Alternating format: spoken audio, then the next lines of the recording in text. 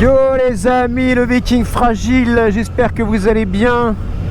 Moi ça va bien. Aujourd'hui je vous fais une petite vidéo pour parler d'un sujet qui intéressera je pense pas mal de monde, puisqu'on va parler assurance moto. Et pour aborder le sujet, eh bien on va le faire en deux temps. Je vais vous expliquer un petit peu mon parcours assurance moto.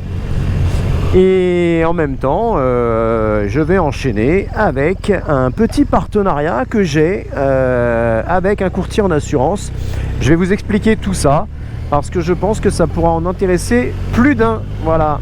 Et puis en plus, vous êtes nombreux à m'en parler. C'est souvent qu'on revient sur le sujet au niveau assurance moto, que ce soit pour du A2, du A, etc. Et donc c'est un sujet qui intéresse pas mal de monde. Donc on l'aborde tout de suite maintenant.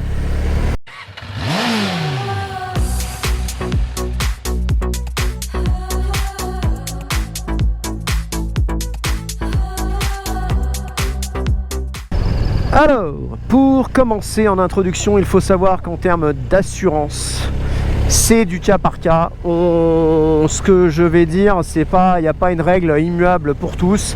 Évidemment, l'assurance, ça dépend de plein de choses, de plein de paramètres, de votre âge, de là où vous habitez, du nombre d'années de permis, du véhicule choisi et également si vous avez eu des accidents, pas d'accidents, des malus, des bonus, bref, c'est quelque chose d'assez complexe.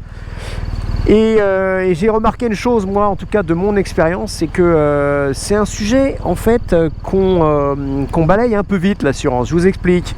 À chaque fois qu'on va chercher une nouvelle moto, on est un petit peu comment dire, dans l'euphorie et en fait l'assurance ça devient une sorte de processus un peu administratif pour nous. On est pressé d'avoir le papier qui nous dit qu'on est assuré juste pour aller récupérer la moto. Mais finalement, est-ce qu'on prend le temps de bien regarder qu'est-ce qu'il y a dans l'assurance, quelles sont les options, et souvent on se précipite un peu peut-être bêtement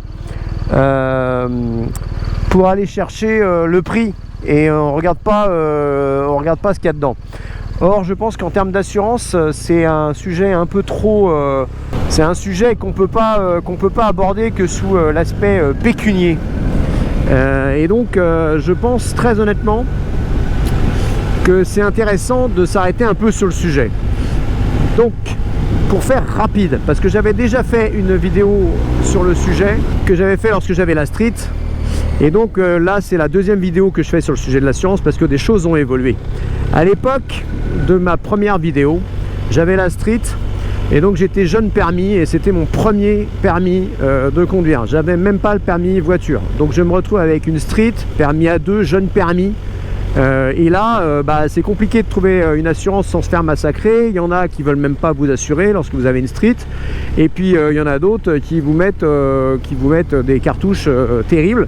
Et donc j'avais signé avec AXA parce que AXA m'avait paru être celle qui me proposait la meilleure offre avec un rapport qualité-prix intéressant. C'est pour ça que je vais y revenir après parce que je suis revenu à AXA.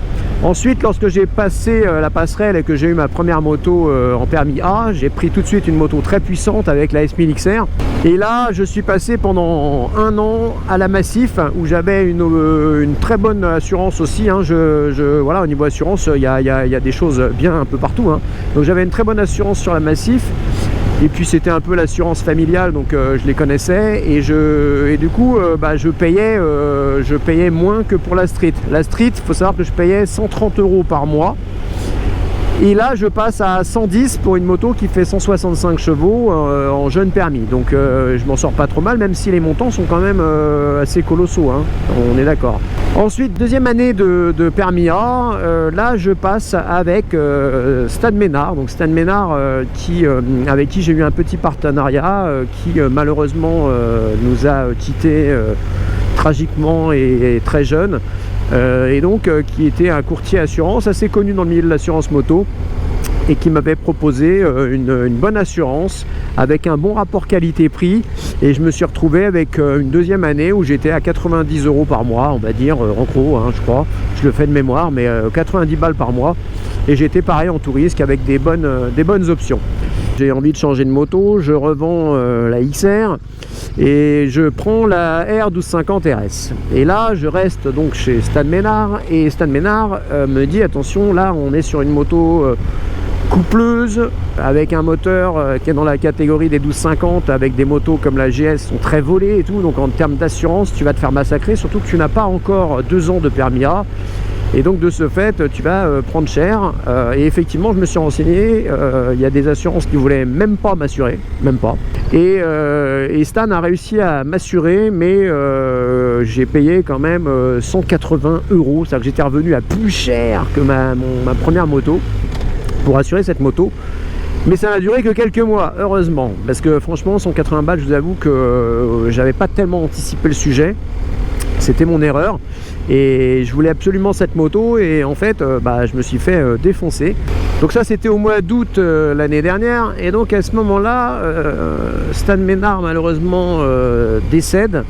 Et au moment où il décède en fin d'année, je me pose la question de savoir est-ce qu'il n'est pas temps pour moi de changer d'assurance, de regarder un petit peu ce qui se fait ailleurs, n'étant plus partenaire avec lui et puis payant cher. Je me dis je vais essayer de trouver autre chose, et par chance j'ai un contact que je connais depuis des années, avec qui j'ai travaillé, un commercial avec qui j'ai de très bons rapports humains et professionnels, qui me contacte sur LinkedIn et qui me propose d'aller déjeuner un midi. Et je lui dis écoute, avec plaisir, allons déjeuner. Et il me dit j'ai changé d'activité, je ne suis plus commercial comme je le faisais avant, je ne suis plus commercial et je suis désormais courtier en assurance chez AXA. Je dis, tiens donc. Et il me dit écoute voilà, ça se passe bien, etc. Donc là je lui dis voilà, moi en plus du travail j'ai une petite chaîne YouTube, je suis passionné de moto, etc. Je lui explique un petit peu mon parcours, et je lui dis est-ce que ça t'intéresse de regarder un petit peu me concernant, ce que tu peux me proposer quoi. Et là il me propose un devis, et pour les mêmes garanties, etc., même voire mieux sur certains sujets. Et je passe de 188 € à un devis à 80 € par mois. Ouais, vous avez bien entendu, 180, 80. Donc je dis là, t'es un magicien mec, comment tu fais? Et c'est là qu'il me dit, en fait non, je suis pas un magicien, mais chez AXA, on a une offre moto hyper intéressante.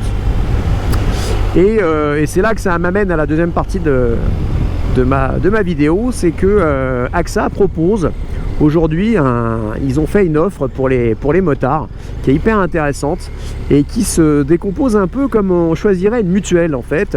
C'est-à-dire avec, vous avez 5 offres de base chez AXA, 2 au tiers et 3 en tout risque. Et dans ces différentes offres, vous avez des niveaux d'assurance différentes avec des options différentes. Ça, somme toute, assez classique.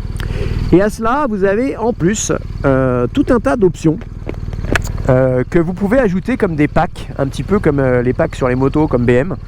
Et là, c'est super intéressant parce que vous avez par exemple un pack équipement motard, et en fait vous avez 3 niveaux, par exemple niveau 1, niveau 2, niveau 3, et en fonction de votre équipement, vous pourrez prendre un niveau, alors que vous payez plus cher certes, mais qui vous assurera davantage.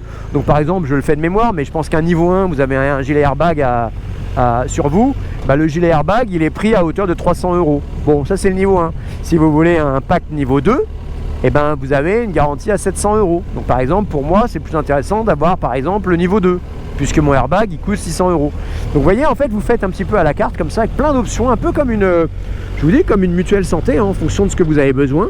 Et je prends par exemple un autre exemple qui m'a paru intéressant.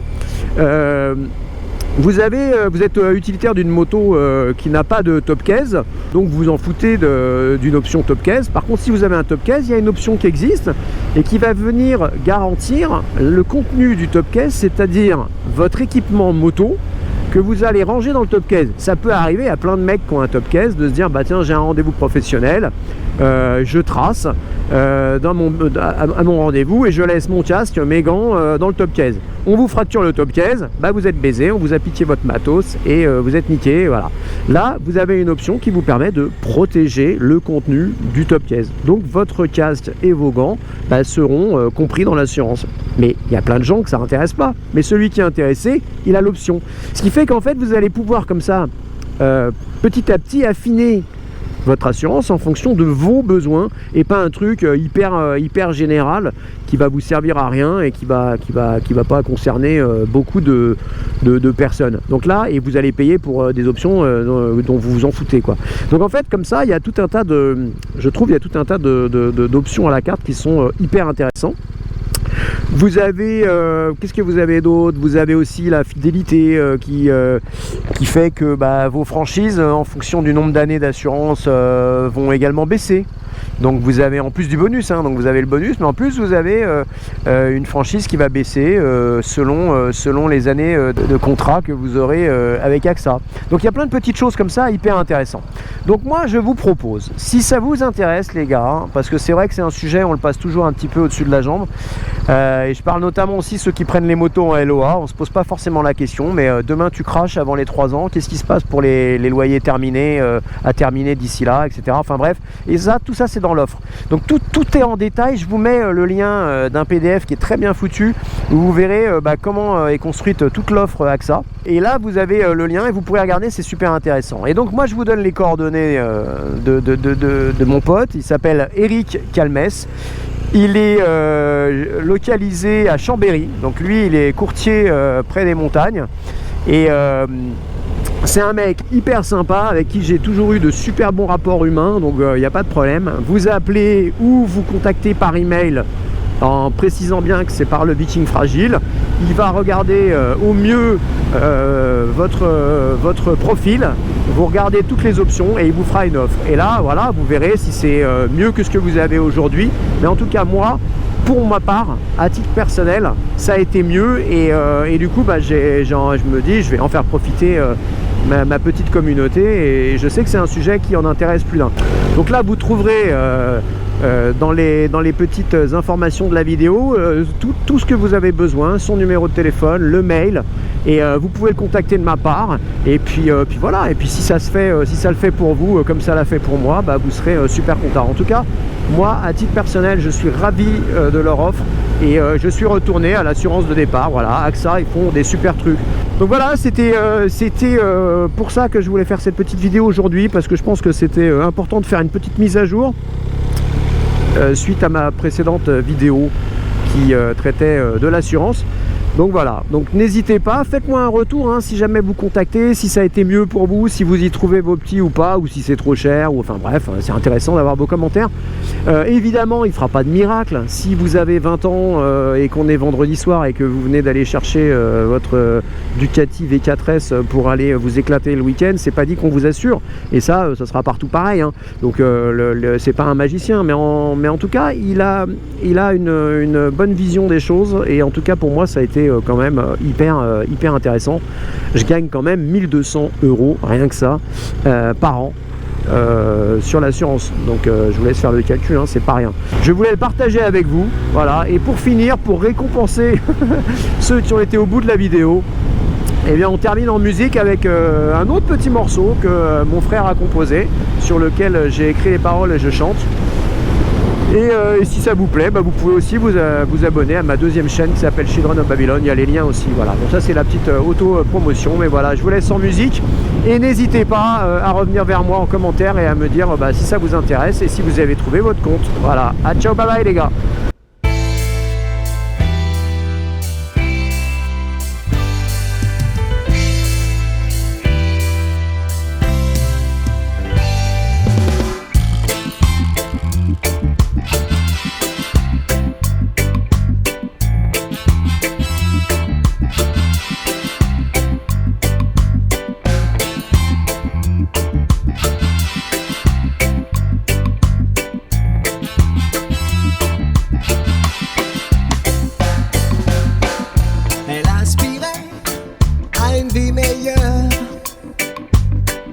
Lorsqu'elle rentrait le soir, son corps tremblait de peur. Elle vivait avec depuis si longtemps. Les coups sur elle pleuvaient tellement si souvent. Mais un soir, ce fut le soir de trop. Elle décrocha la fusil près du tableau. Sans hésiter, elle tirait sur son bourreau. pris 20 ans à faire au fond d'un cachot. Mais dites-moi qui sont les criminels? Dites-moi où sont les criminels? Dites-moi qui sont les criminels? Dites-moi où sont les criminels?